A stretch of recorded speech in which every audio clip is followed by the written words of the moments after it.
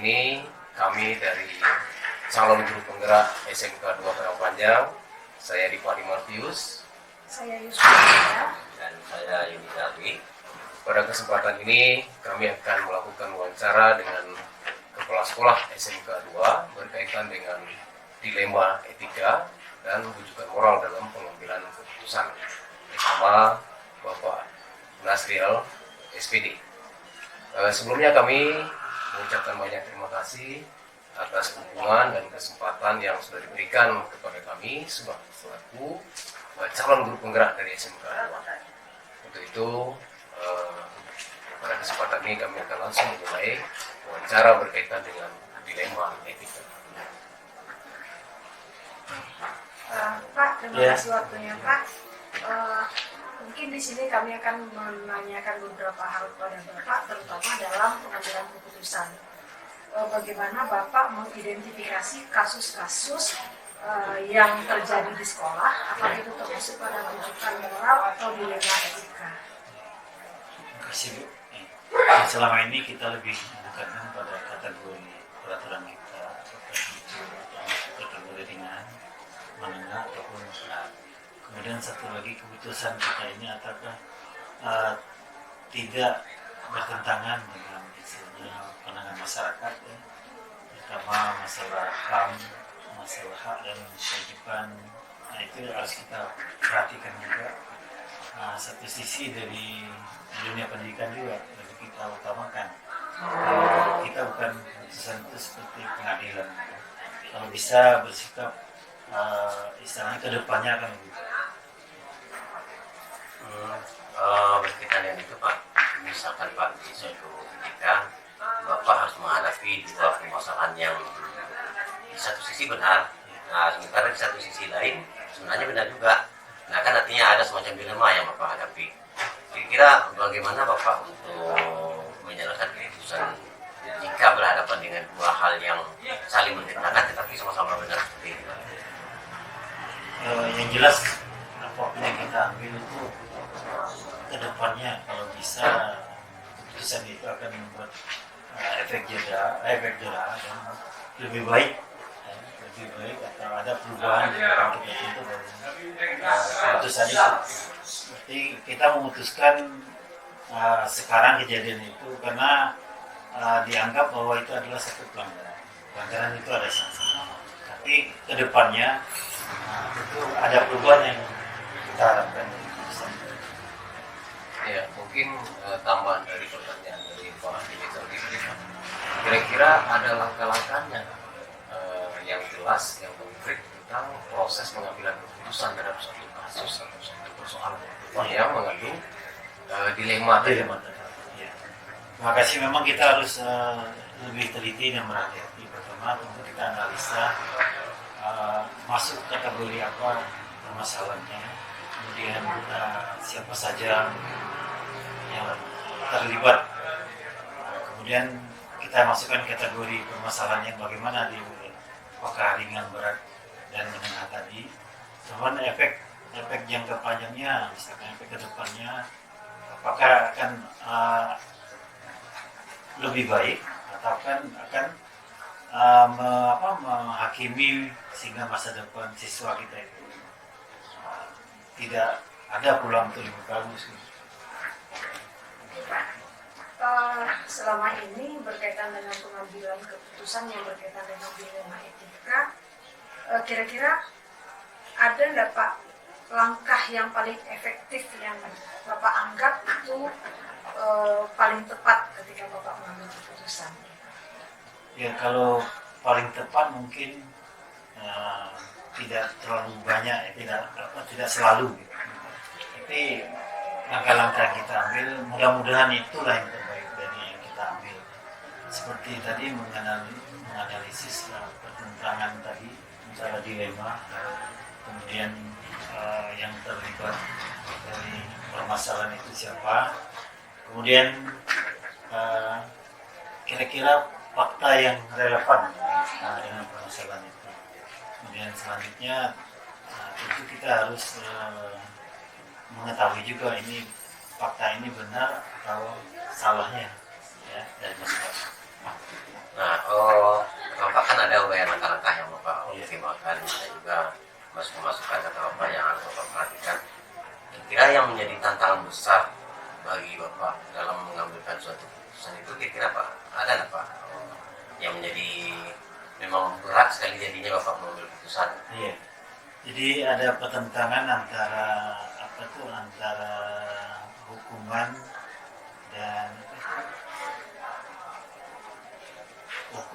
dan pendidikan. Ya. Satu lagi antara peraturan dan perasaan, kemudian pandangan masyarakat juga. Kemudian seperti tadi, kita di dunia pendidikan bukan menghakimi, nah itu juga menjadi permasalahan. Jadi pertentangan itu kita ambil jalan yang terbaik menurut kita, mudah-mudahan jalan yang terbaik itu meminimal pertentangan tadi. Jadi yang kecenderungan Bapak nih biasanya, apakah lebih banyak ke intuisi, pertimbangan diurangi, atau pertimbangan untuk menegakkan aturan? Jadi yang kalau saya utamakan dulu aturan dulu yang tegakkan, karena anak akan percaya bahwa sekolah itu akan menjalankan aturan kalau aturan itu memang kita terapkan. Nah, tinggal kita menyampaikan ke pihak orang tua agar mereka memahami bahwa sekolah ini akan berdiri tegak kalau aturan itu diterapkan. Nah, baru kemudian kita berpikiran hati nurani dan masa depan yang bersangkutan.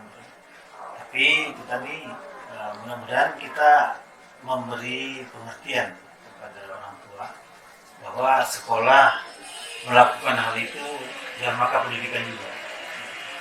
Nah, banyak kasus-kasus yang istilahnya yang susah seperti yang kita pernah alami, narkoba sementara udah putus di pengadilan misalkan ada rehabilitasi, tapi siswa yang bersangkutan setelah diwawancara tidak ada rasa istilahnya menyesal dan sebagainya, dia rasa biasa-biasa saja Pak, siap sekolah lagi Pak, seperti contoh Pak. Jadi hal seperti itu kita susah karena di siswa yang lain kan dianggap kita kurang tegas gitu. Jadi dari sisi masa depan memang berat, tapi ketegasan kita juga harus kita tegakkan. Karena itu udah kalau narkoba kan udah kriminal gitu. Ini Pak, selama ini Bapak mengambil keputusan, apakah ada seseorang atau faktor-faktor yang mempermudah Bapak dalam menentukan sebuah keputusan Pak? Iya, jadi betul sekali Ibu katakan tadi, tidak mungkin saya itu hanya memutuskan sendiri ya. Kita juga ada tim dari BK-nya, dari wakil-wakil juga, dari wali kelas juga. Kita minta informasi mengenai anak ini, pertama di lingkungan rumahnya. Ya. Kadang-kadang anak itu dengan situasi keadaan di rumah, mereka berbuat yang lain, ya, berbuat itu. Jadi tidak bisa ya kita panggil dulu orang tua dan sebagainya untuk memahami itu.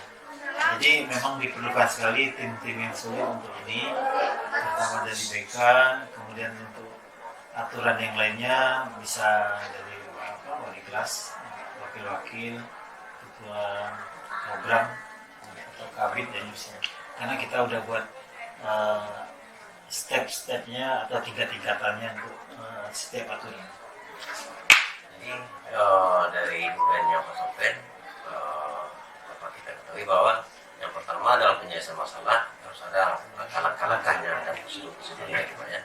Dan juga dalam ada timnya, jadi artinya ada juga faktor-faktor pendukung untuk mendapatkan keputusan yang terbaik artinya Pak ya. Dengan demikian kalau kita bawa kepada kesimpulannya Pak, kira-kira misalkan Bapak mengambil sebuah keputusan atau menentukan sebuah keputusan, apa sih pembelajarannya Bapak dapat dalam proses pengambilan keputusan itu, terutama Bapak sebagai kepala sekolahnya? Iya, sesuai yang Pak Datuk sebutkan tadi ya, itu yang lebih penting lagi adalah kebersamaan itu tadi Pak, yang bersamaan. Jadi jangan sampai setelah diputuskan yang lain tidak sama yang dilakukan. Jadi bahasa kita itu harus sama sehingga masyarakat itu paham. Jadi jangan sampai lain di keputusan ada lagi oknum misalkan menambah ke orang tua dengan hal yang di luar keputusan. Jadi saya rasa itu dari pengalaman itu memang harus sama. Jadi tidak ada celah untuk orang tua apa setelah keputusan itu untuk tidak mematuhi. Jadi itu. Oke Pak, ini terakhir kesimpulan dari wawancara kita ini Pak, dari diskusi kita ini. Kira-kira apa sih konsep atau pandangan Bapak tentang keputusan yang berpihak kepada siswa?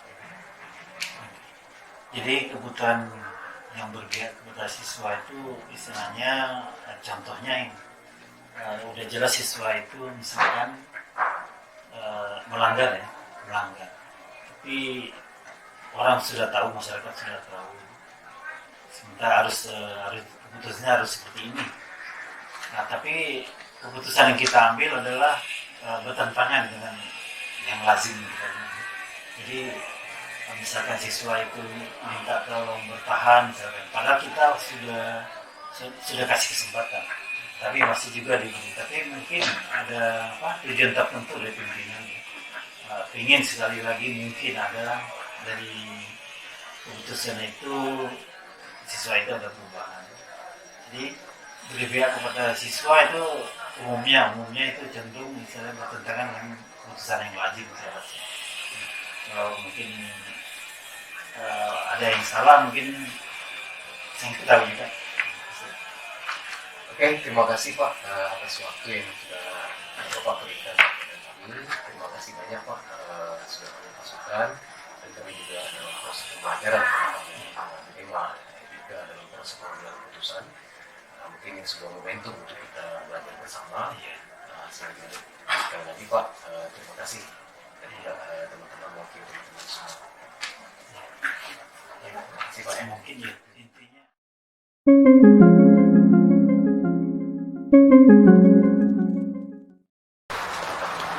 Assalamualaikum warahmatullahi wabarakatuh.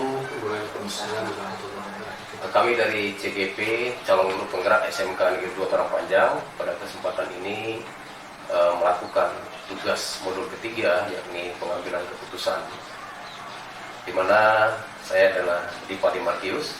Saya Yusma Elda. Dan saya Rizaldi. Ya, pada kesempatan ini kami calon guru penggerak dari SMK 2 Parangpanjang bersama dengan Bapak Samsul Anwar SPD. Beliau ini merupakan pengawas SMK Kota Padangpanjang dan SMA. Pertama kami mengucapkan terima kasih atas kesediaan Bapak untuk meluangkan waktu, memberikan kesempatan kepada kami untuk melaksanakan tugas, yakni wawancara berkaitan dengan pengambilan keputusan. Dengan ini kita mulai wawancara. Pertanyaan pertama nanti akan diajukan oleh Pak Datu, berikut Werda, dan seterusnya. Pada Pak Datu, PMDKI, Werda dipersilakan. Baik, terima kasih banyak Pak. Mohon maaf sebelumnya Pak.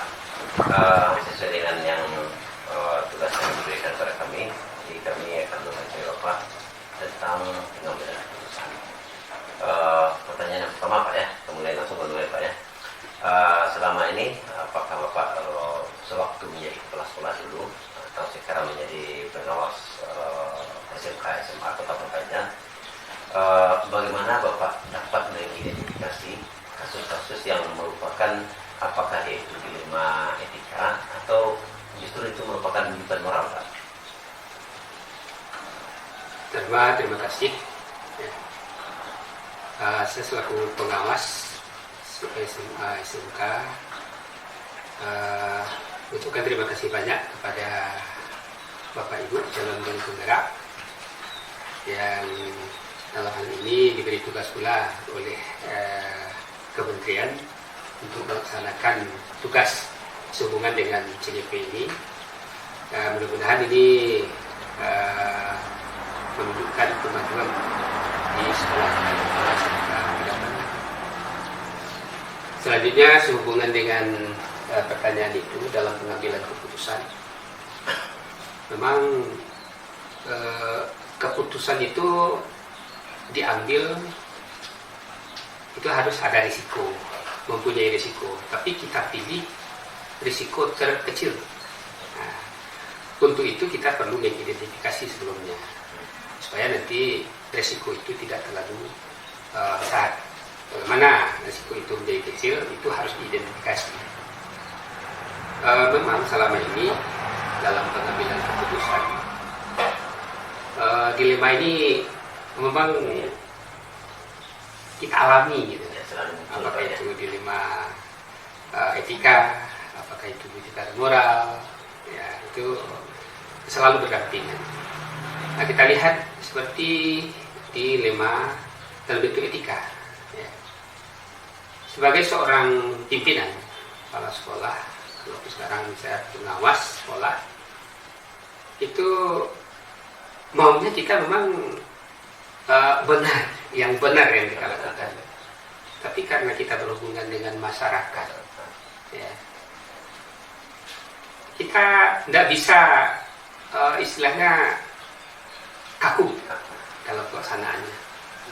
Kita harus juga nanti menimbang, mengidentifikasi, melihat supaya nanti persoalan-persoalan kita itu kita giring menjadi persoalan yang lebih minimal.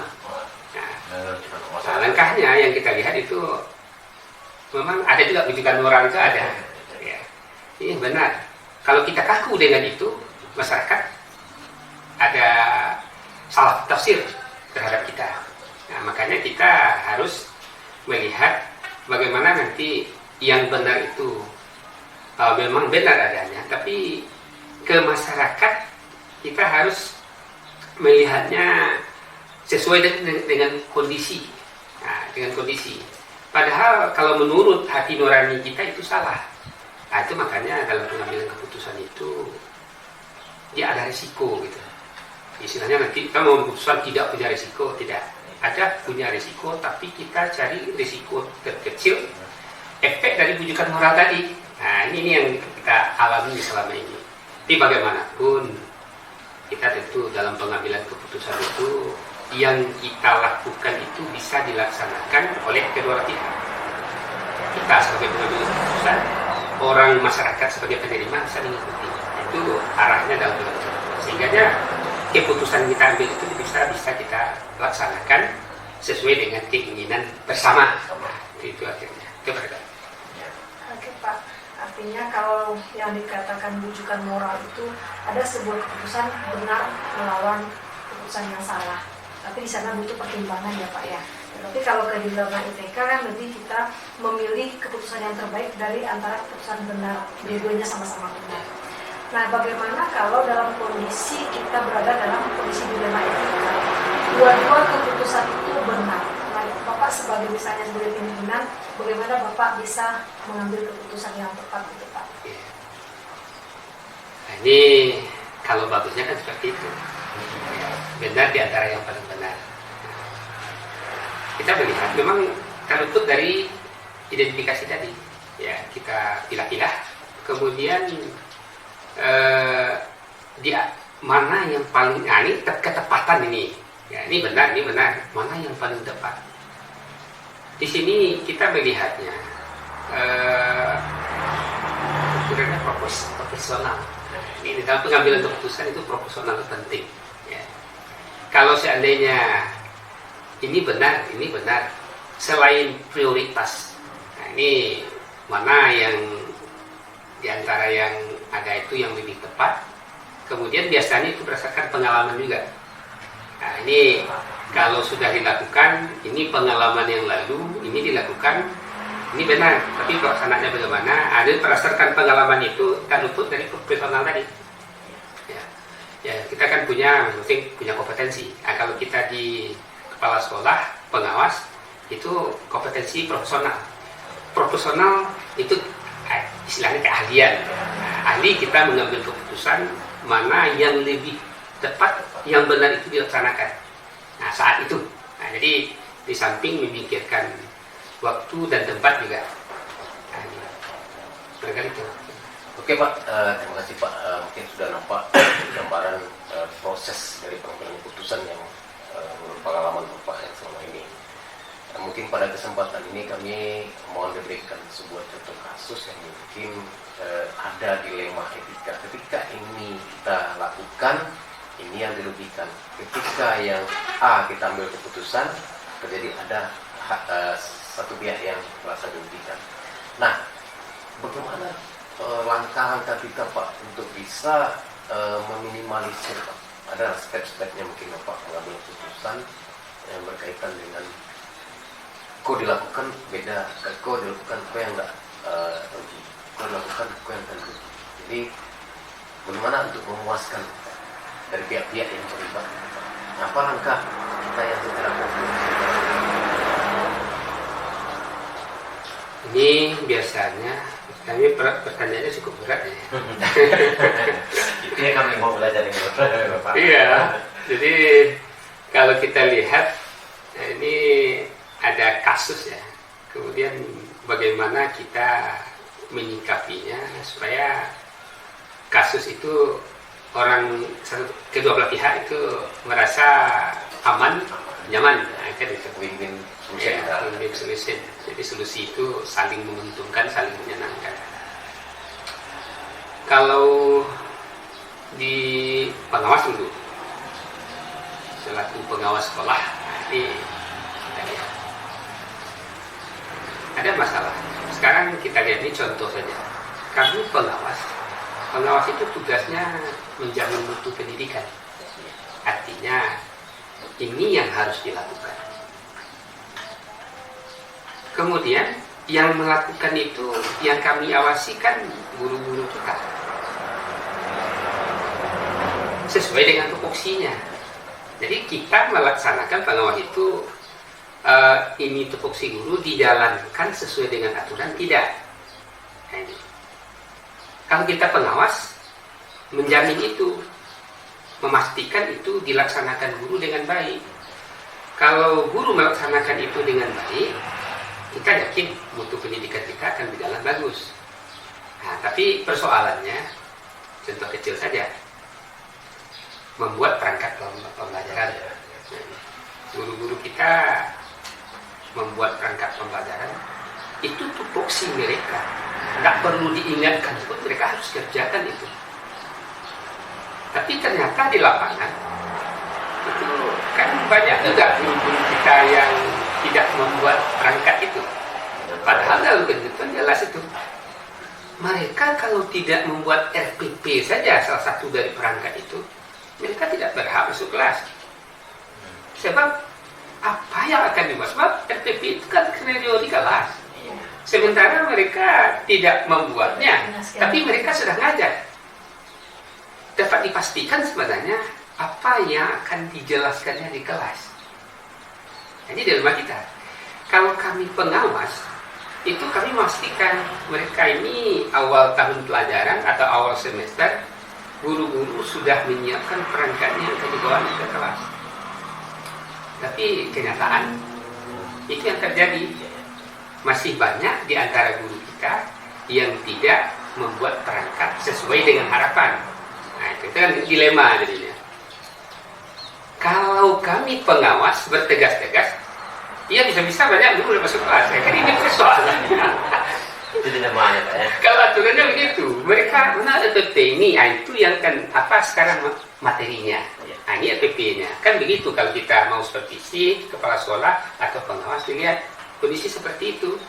Tapi ketika mereka tidak buat perangkat itu, apakah mereka tidak masuk dibiarkan tidak masuk kelas? Tidak mungkin. Itu dilema.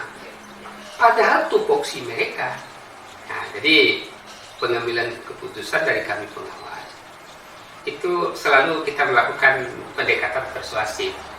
Ya, kita bawa ibu bahasa ini penting, ini tupoksi kita, kemudian ini.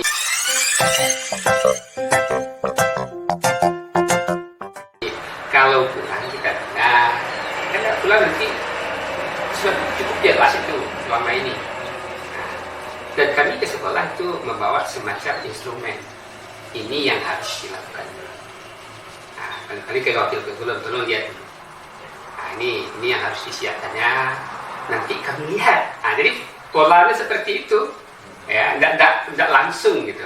Nah, ini kalau ke SMK 2, dia turun ke Pak Chandra. Saya sekarang sudah kirim itu. Ini yang harus ada pada guru, tolong sampaikan, tolong berikan. Nah, tahap kita begitu Pak Irfan, tahap kita begitu. Tidak langsung kita nih, tidak itu. Nah, padahal ini keputusan memang harus diambil. Kalau diambil secara benar itu, memang benarnya seperti itu. Tapi ini terpaksa kita. Nah, bagaimana? Acaranya begitu, secara persuasif ke wakil kurikulum, tolong ini kita butuh sekolah kita setupoksi kawan di semester ini harus dilaksanakannya. Nah, kemudian bagaimana kadang-kadang sudah dikumpulkan, ini belum. Pertanyaannya berikutnya, siapa yang? Nah, kan itu lagi, ini pendekatan tahap-tahap yang dilakukan ini, siapa yang belum? Ini Pak, coba dengan kepala sekolah ini. Ini cara berikutnya, coba dengan kepala sekolah ini. Nah, panggil siapa yang belum, karena ini tupoksi mereka harus dia siapkan. Nah, maka panggil kepala sekolah, oleh kepala sekolah. Tolong siapkan ini ya Pak. Nanti soal ke kepala sekolah lagi, Pak. Ya, apakah perangkat itu sudah siap semua? Sebab ini banyak persoalannya terakhir. Mau akreditasi, mau pemilihan sekolah, mau PKKS, itu harus siap. Nah, lebih kalau di akreditasi, 100% guru kita menyiapkan perangkat. Nah, itu efeknya nanti itu. Nah, jadi mau tak mau kita pengawas itu sebenarnya mitra dengan kepala sekolah supaya mutu itu sesuai dengan standar yang diharapkan. Jadi makanya pengawas itu menjamin mutu di sana. Ya, jadi itu yang harus dilakukan guru. Sementara guru ada yang melakukan, tapi ada yang kadang-kadang tidak. Nah, makanya tahap-tahapnya gitu. Pak Nas, bagaimana sudah siap? Itu awal sudah Pak. Baru nanti kita turun melihat kebenaran dari perangkat tadi. Nah, kalau ada hal-hal yang menurut kita perlu diperbaiki, kita panggil guru yang bersangkutan untuk diperbaiki. Jadi itu tahapnya Pak. Jadi cara-cara kita itu memang persuasif supaya nanti kalau kita pengawas langsung ke guru, kita menghargai kepala sekolah. Kita menghargai wakil kurikulum. Sebenarnya kalau tupoksi kita tidak di kepala sekolah bisa masuk. Tapi cara kita supaya win-win solution itu ada, caranya begitu. Sehingganya kawan-kawan tadi dia melaksanakan tugasnya dengan baik dan kita tidak ada istilahnya itu hubungan yang kurang harmonis. Nah, kalau saya jaga itu hubungan yang kurang harmonis. Nah, sehingganya tugas kita sebagai pengawas jalan, kemudian tupoksi guru yang kita awasi sesuai dengan aturan yang berlaku. Nah, caranya seperti itu. Sehingganya nanti ketika pelaksanaan kegiatan itu ya memang tidak masalah lagi. Jadi keputusan yang kita ambil itu saling menyenangkan. Sekolah tujuan kita sebagai pengawas itu tercapai. Penjaminan mutu, apa yang harus ada memang harus ada. Kemudian dengan pihak sekolah kita itu tidak ada persoalan. Kita bermitra dengan kepala sekolah jalan, dengan wakil kurikulum, dengan gurunya dia tidak masalah. Nah, itu sehingga nanti saling menyenangkan. Sebab tujuan sekolah itu memang bagaimana sekolah yang menyenangkan. Kami pengawas menyenangkan, kepala sekolah menyenangkan, guru menyenangkan. Sehingganya tugas kita itu bisa maksimal. Nah, itu modelnya Pak. Berikutnya Pak, berarti langkah efektif itu pendekatan persuasif tadi Ya, Pak. persuasif. Selama ini dalam Bapak menjalankan tugas seperti itu Pak, apakah ada tantangan yang Bapak hadapi dalam menghadapi persoalan dilema etika seperti itu Pak? Ya. Kalau kita lihat, kalau tantangan itu ada, tapi bagi kita tantangan itu dijawab dengan profesional. Nah, kan itu. Aturan kan jelas. Nah, tantangan itu ada. Makanya kita lakukan persuasif. Kita yakin guru-guru kita kan sarjana semua. Orang sarjana ini tidak bisa dikerasi, tidak bisa. Apalagi dalam pengambilan keputusan. Harus dengan pendekatan kekeluargaan, kemanusiaan. Ini penting. Ya. Jadi yang tenang itu adalah yang apa? Ya, tapi kapan? kita tagih. Kalau saya itu saja, kapan? Itu caranya persuasif saya dengan kepala sekolah dan dengan wakil guru. Jadi saya turun itu bukan langsung ke guru. Kalau langsung ke guru, kalau kan, oh lu siap Pak? Nah itu jawabnya nanti. Tapi kalau dengan cara begitu, sehingga nanti kita fungsikan semua. Gitu. Nah, sehingga nanti kalaupun ada tantangan belum lagi atau bagaimana, kita minta kapan bisa. Dia tugas pokoknya, kapan bisa. Nah ini. Jadi profesional, pengalaman untuk mencari solusi itu penting. Itu kuncinya. Mulai apa? Ya Pak yang bertanya bagaimana prosedur langkah-langkah masalah kan Bapak sendiri sudah menyampaikan mana yang paling efektif untuk menyelesaikan masalah. Nah, cuman ini Pak, kalau berdasarkan pengalaman Bapak, misalkan ada suatu masalah Pak, yang biasanya atau yang pernah Bapak lakukan, apakah untuk menyelesaikan masalah ini Bapak atau justru lebih sering menyelesaikan di waktu itu gitu Pak? Terima kasih. Ada persoalan itu yang tidak bisa ditunda. Penyelesaiannya harus cepat, tepat, nggak boleh dibiarkan. Nah ini dalam pengambilan keputusan. Ada kalanya, ada masalah, kita perlu mengumpulkan data-data dulu.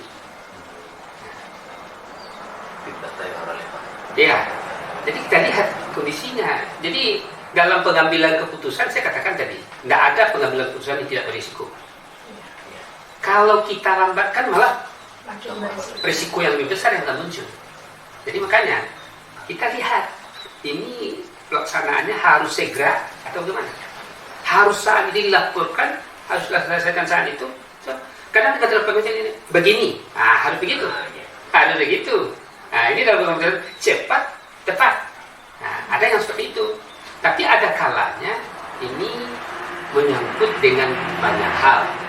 Kalau kita ambil keputusan cepat, ini jadi masalah besar ya.